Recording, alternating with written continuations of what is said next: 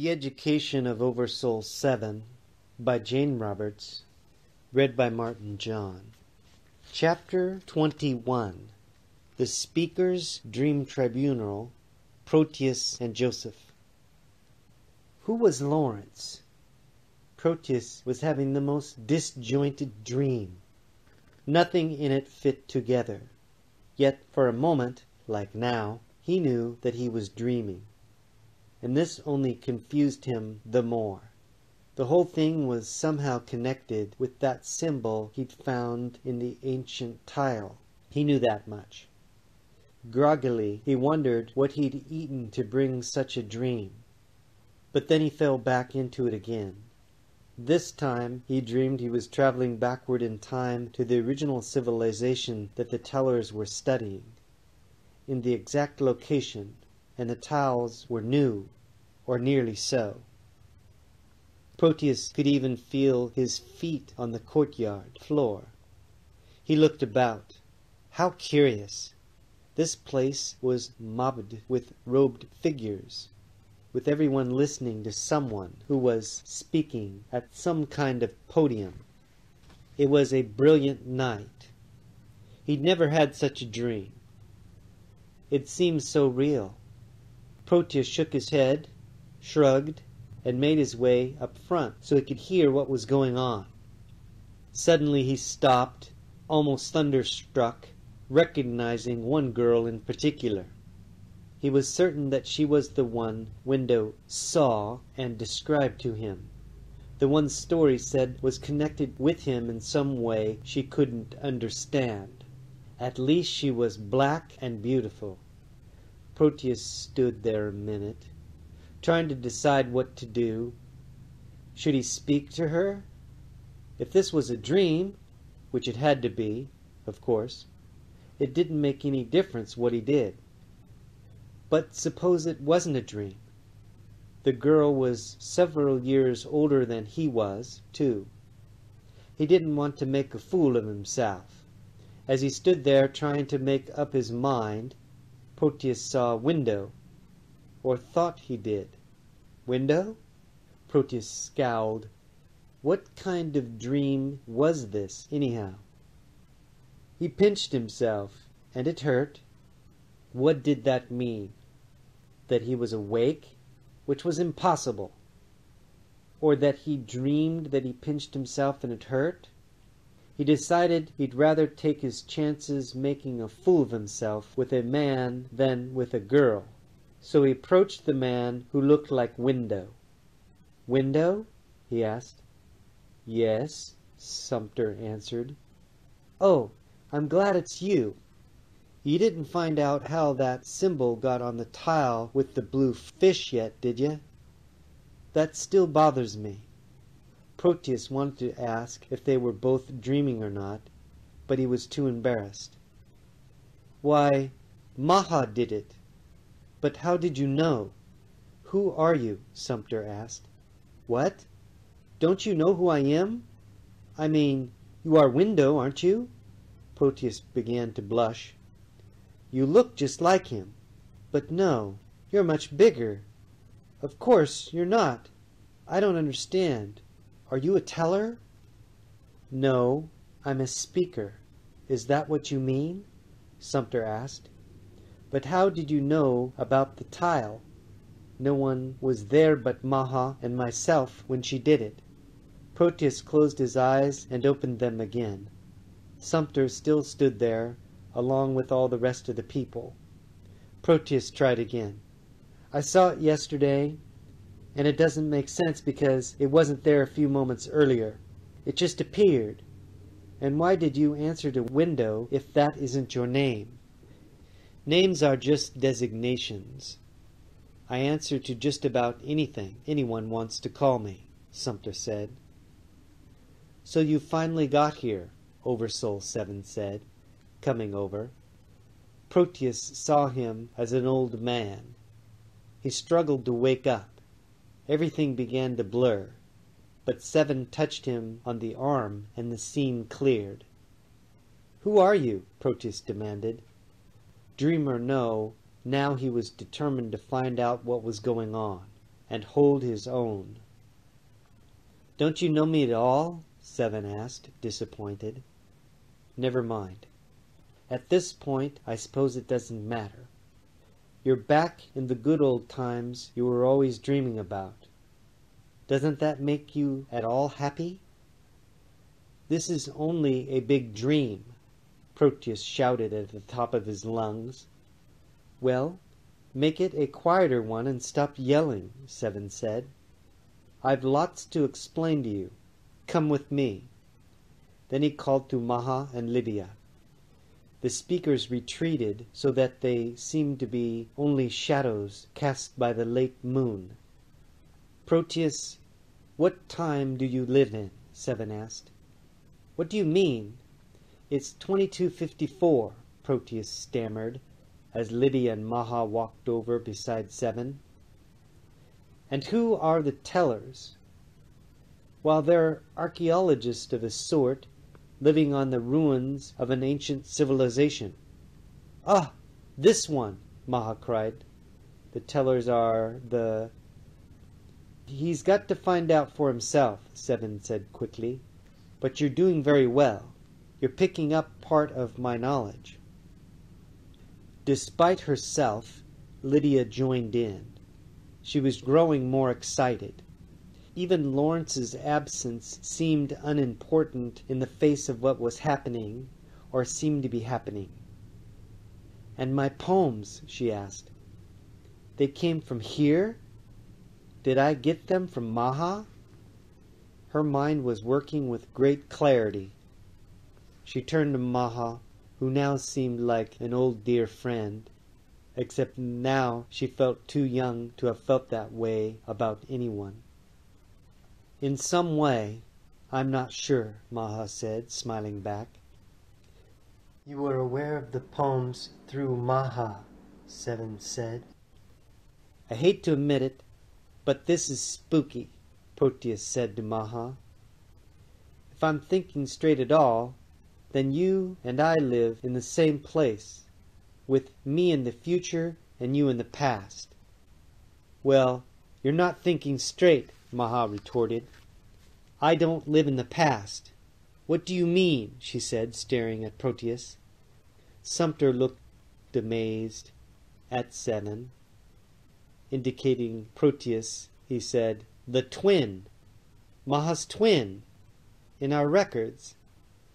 "I suppose it isn't important, but I wish Lawrence would come," Lydia said, to no one in particular.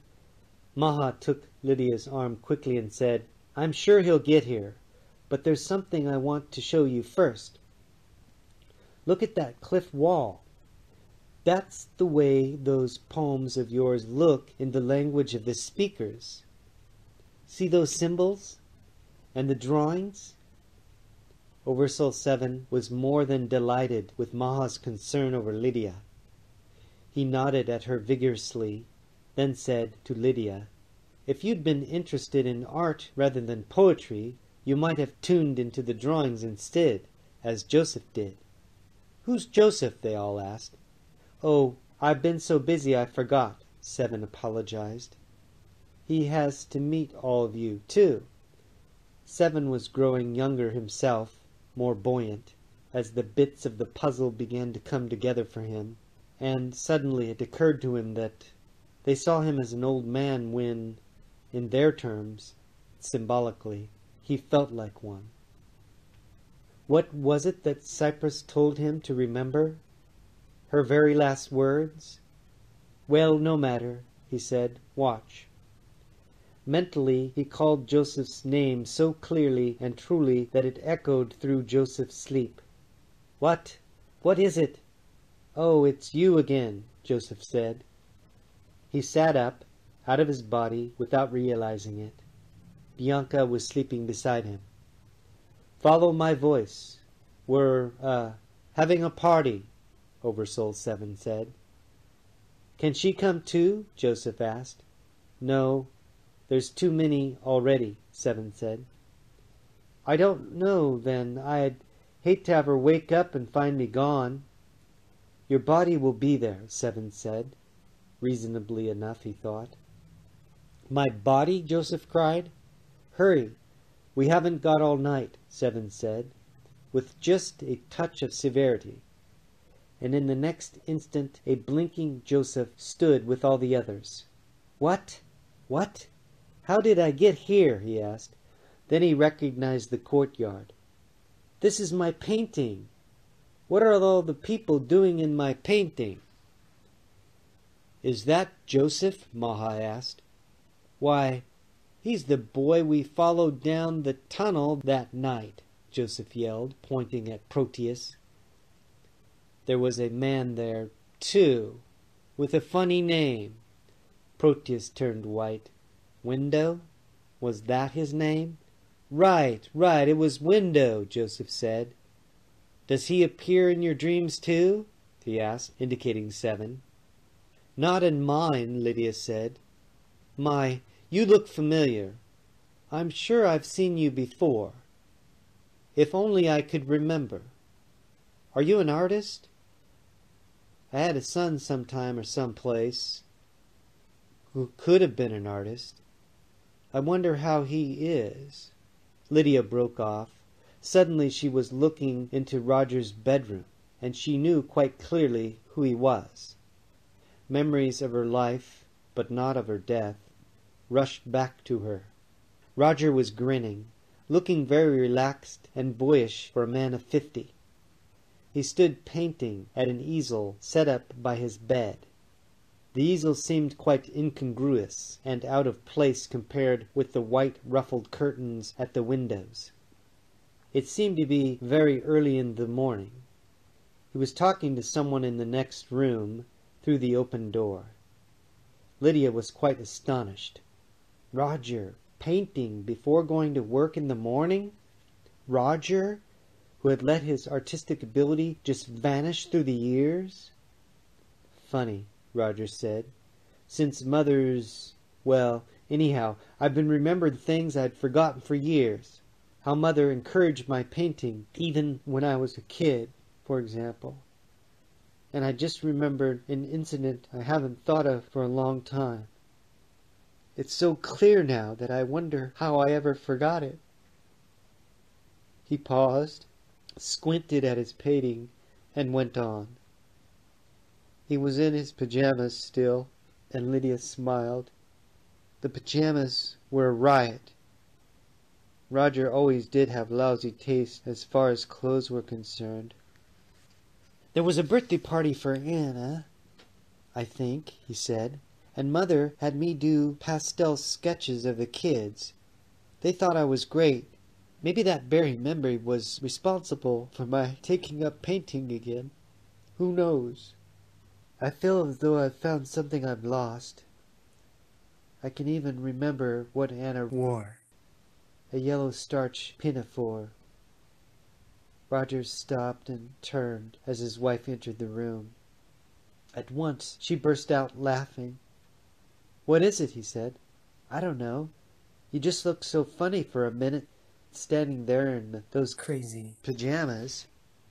The scene vanished.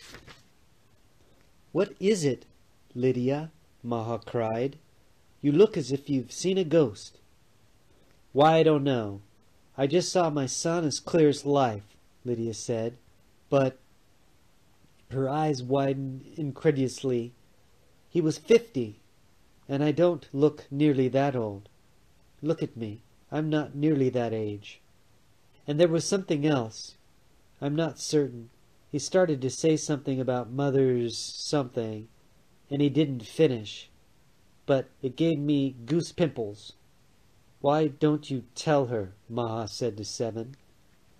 Someone else wants to, but I will if he doesn't get here, 7 said. I'm here, Lawrence said, suddenly appearing. He carried Mr. George in the goldfish bowl and a picnic basket. Come on, he said to Lydia. I promised you a picnic, and we're going to have it. It's almost daylight, and we'll watch the sun come up. It's about time you got here, 7 said, with a mixture of irritation and relief. What kept you, anyhow? I'll explain when I see you again, Lawrence said, jauntily. He took Lydia's hand. We're going to have a long talk. Here, I brought you a pack of cigarettes in case you were out." "Well, I'm certainly glad to see you," Lydia said. "I thought you'd never come back." She paused. Then she gave Maha the peace sign, and she and Lawrence vanished. Proteus and Joseph stood side by side, staring. Sumter came forward. The speakers moved softly out of the shadows. "I don't mean to interrupt," Sumter said to OverSoul7, "and you've certainly given us some education in a short time. But there are still so many questions important to us. Why did you bring Maha here? How did you know about the third pyramid's secret door? And are the tellers really the speakers? I mean, does the name mean the same thing?" He paused, then he said quietly, "Perhaps most of all, are the ruins in the future the remains of our culture?" Seven started to reply, unsuccessfully. For one thing, he didn't know all the answers. For another, an acceleration seemed to be happening all about him. His consciousness started to whirl faster and faster, swirling upward as swiftly as earlier he had been swept downward. Yet, again, up and down were meaningless. For an instant, Seven felt suspended just above everyone else, moving in the same spot so quickly that the others seemed motionless by contrast, caught in mid-actions, almost frozen into position. The next moment, everything vanished. Cyprus stood there. Seven stood there. They were in the courtyard of the 23rd century A.D. Above them, Seven's huge letters blazed in the sky, with their boxes carefully marked. "See? You got caught in your own analogy," Cyprus said. "You just plunged headlong into the middle box, the one that you marked present time, and experienced some of its ramifications." "But the dream tribunal is over," Cyprus said, "at least in terms of your experience." "There you go again," Seven cried, "qualifying, and when I've got something very important to tell you. Lydia's dead. Lawrence just came for her. What kept him? And there was no one to greet her. I had to do it myself. Lydia didn't believe there would be anyone. You create your own reality," Cyprus said. "That's the last thing I told you to remember. You forgot to examine your beliefs." "My beliefs?" Seven exploded. "Lydia's the one who didn't believe she had a soul." "And you let her belief sweep you under," Cyprus said. "You accepted it, and that belief drastically reduced your energy and effectiveness, and drained your vitality. You weren't able to use it because you accepted Lydia's belief as your own. One of the most important jobs of an oversoul is to instruct its personalities, not to fall prey to inferior beliefs, to become a part of their experience, but not to lose sight of your own nature." Cyprus broke off and said with very gentle severity, "Seven, for a split second you didn't believe in yourself." "But what saved me?" "I believed in you," she said. "But the examination isn't over. Proteus and Maha and Joseph are in physical reality, you know. There's some important questions that you must learn the answers to. Then I want to see how your personalities apply what they've learned, or almost learned." But Seven felt crushed and disappointed with himself. He glowered impatiently and erased the letters from the sky. "Any oversoul can make a mistake," Cyprus said. "And sometimes we make mistakes on purpose, to teach ourselves something important. Oh, Seven, stop it." He changed his image to that of a little angry old man, and started pacing up and down. Oversouls are supposed to be dignified and, well, Window or Sumter look more like souls than I do, he muttered irritably. Physically speaking, that is. And they looked up to me so down there. And I tried to help Lydia, and here all the while I'd made a big error and didn't even know it. Cypress immediately changed into a clown and started laughing. See? Examine your beliefs again, she said. Souls are full of vitality and energy, and if people want to think of them as being dignified and long-faced, then it's up to you to change their beliefs, not to accept them. And Cypress rolled into a ball and went bouncing over the tiles. 7 was utterly astonished. Still in the old man image, he went rushing after her, trying to keep up. When she stopped, he said, I never thought I'd see you do anything like that, ever, for any reason. I'm scandalized. I mean, well, you shouldn't act like that. Why not? Cypress said, adopting again her more conventional woman form. Why, just because, 7 started to answer. Then he got it and blushed. You're learning, Cypress said dryly.